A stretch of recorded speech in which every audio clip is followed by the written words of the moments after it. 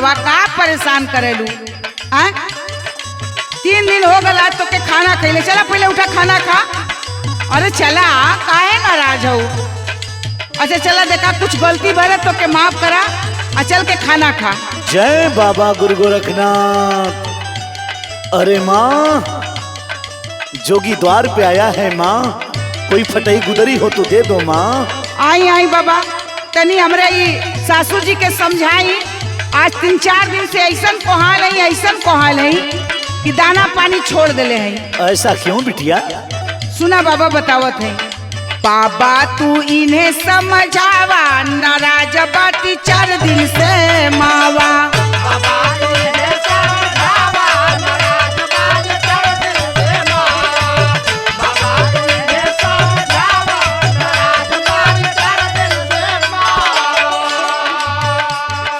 इतना इनकर मनौनिया लगल बा, इतना मनावत है। सुना, भाई बहन छोड़ी अइली इनके भवनवा।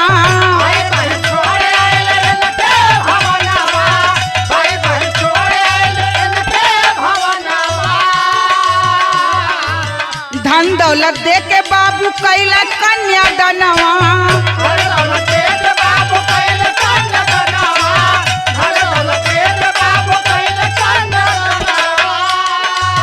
कितना त्याग करके, कितना कुल छोड़ के हम इनके घरे अइली, लेकिन इनके हमार तन को कदर मालूम है। त्याग हमार इनके बतावा, त्याग हमारे इनके बतावा, नाराज बाटी 4 दिन से मावा।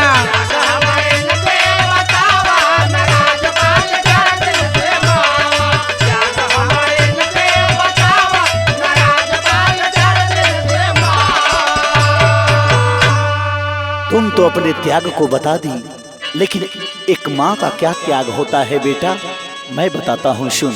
बतावा बाबा। बेटा हर घर के कहानी, माइले खदानी नहीं जग में। बेटा हर घर के कहानी, माइले खदानी नहीं जग में।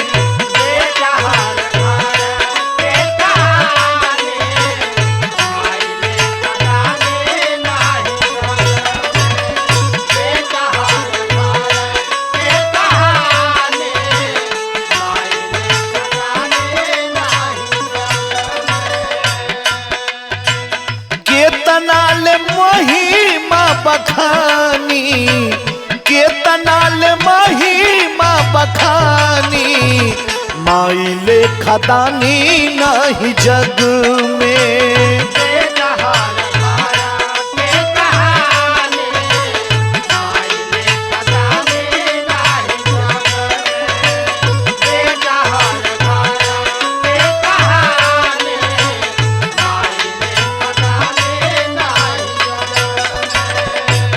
एक साधु सन्यासी के सामने दान दहेज गिना रही हो बेटा, लेकिन माँ ने तुम्हें क्या दिया?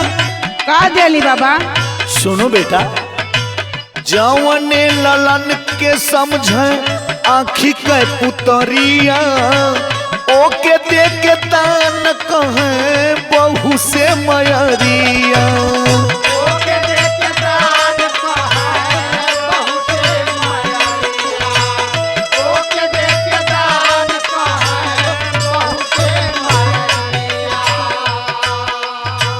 जा तू खुश रहा दोनों प्राणी, जा तू खुश रहा दोनों प्राणी, माइले खदानी नहीं जग में।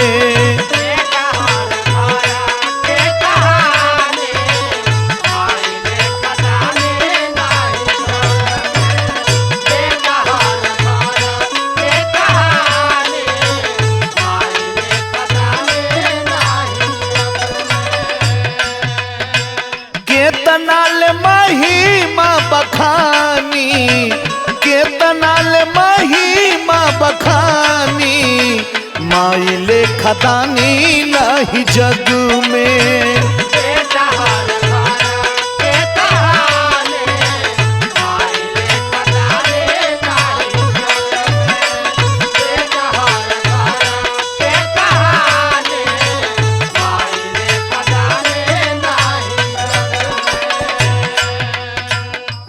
बिटिया, ए माँ अपने बेटे को पाल पोस कर तुम्हारे हवाले कर दिया, इससे बड़ा दाम और क्या चाहिए तुम्हें बेटा।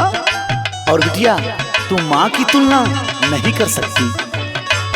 खेती बाड़ी बंगला हवेली सब तोरी, रखलाई चाबी बेटी तोहर तिजोरी।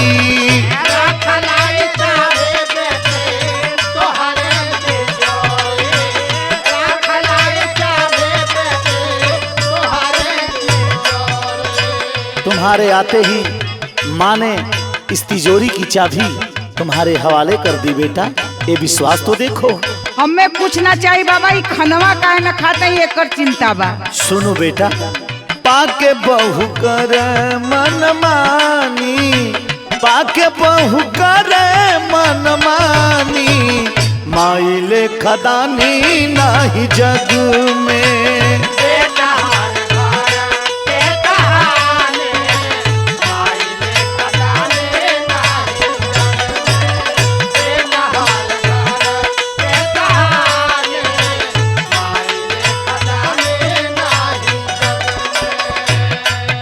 सुनो बेटा, सब कोयल धोयल उनकर हो जाला बेकार हो, जबकि बहु सास पे करली अत्याचार हो।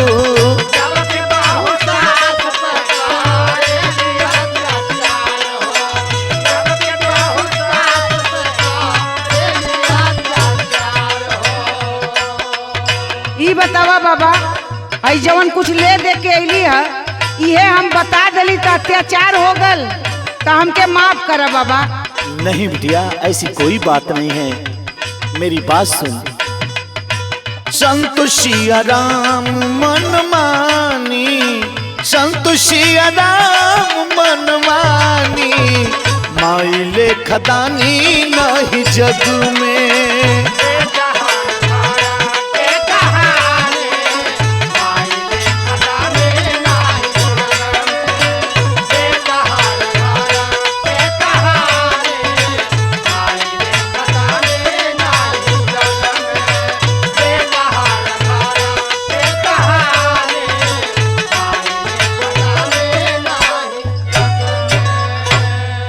बिटिया, मेरी बात समझ में आई बेटा?